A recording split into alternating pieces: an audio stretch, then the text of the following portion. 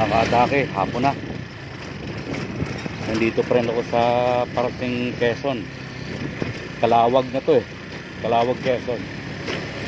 Kasunod dito Tagkawayan, tapos Bicol Region na. Ito yung part sa napaka-traffic kasi under construction yung kalsada. So kaya mga katake, kung kayo ay nagpaplanong magmotor mula sa norte hanggang Mindanao, talaga magbaon na kayo ng bearing sa harap ng motor nyo. Tingnan nyo na yung numero ng bearing ng motor nyo, bumili na kayo at magdala kayo ng basic tools para magamit nyo. Kasi ito sa akin, durog na yung, gumigewang na yung gulong ko sa harap, nasira na yung bearing. Kaso wala pang motor shop dito, kaya tiis-tiis lang muna. Makahanap ako ng motor shop, bili na ako ng bearing, gagawin ko na. Ayun ko si Lucidon Police, yung babaeng vlogger. Ayun,